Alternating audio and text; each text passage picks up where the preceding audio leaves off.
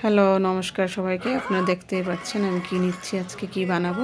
সাজনা নিয়ে নিয়েছি, নতুন সবজি এই সিজনে। টমেটো 2টা নিয়ে নিয়েছি, আলু একটা, লাল লাল লঙ্কাগুলো নিয়ে নিয়েছি। তাহলে আমার লঙ্কা করে দিতে হবে না। এভাবে কেটে রেডি করে নেব। তারপর একটা ফাইন একটা পেস্ট বানিয়ে নেব টমেটো দিয়ে, শস্য, লঙ্কা, লাল লাল লঙ্কাগুলো নিয়ে নিয়েছি আমি, সুন্দর হবে তরকারিটা। তারপর রসুন 2টা নিয়ে নিয়েছি, আদা দিয়ে দেবো একটু কুচি করে। তারপরে একটা ফাইন পেস্ট গ্রাইন্ড করে নেব। দেখুন পেস্টটা কি সুন্দর হয়েছে। তারপরে সাজনা আলুগুলা কেটে রাখা, ফোড়নে এটাই দেবো, আর কিছু দেবো না। তারপরে এইভাবে আমি আলু আর সাজনাটা দিয়ে দিয়েছি। হলুদ গুঁড়ো, নুন টেস্ট অনুযায়ী দিয়ে দেব। তারপর দেখুন পেস্টটা যে কী সুন্দর হয়েছে। এইভাবে পেস্টটা দিয়ে দেব। পেস্টটা দিয়ে এইভাবে মিক্স আপ করে নেব সুন্দর করে তরকারিটা।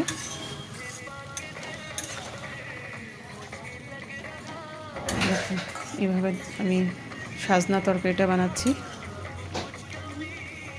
প্রায় 20 to 25 মিনিটস আমি এটাকে রান্না করব।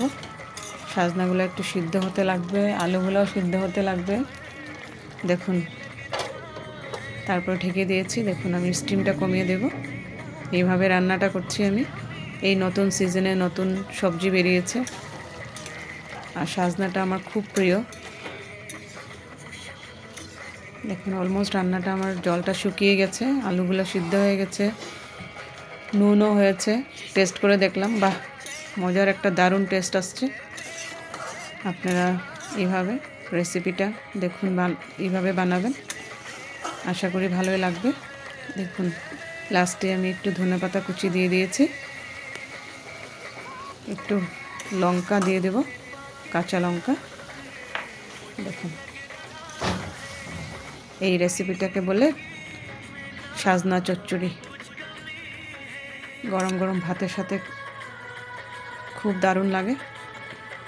আপনারা নিশ্চয়ই ট্রাই করবেন। ভালো লাগলে আমার চ্যানেলটাকে সাবস্ক্রাইব করবেন, লাইক করবেন, কমেন্ট করবেন, শেয়ার করবেন। থ্যাংক ইউ সবাইকে, ধন্যবাদ।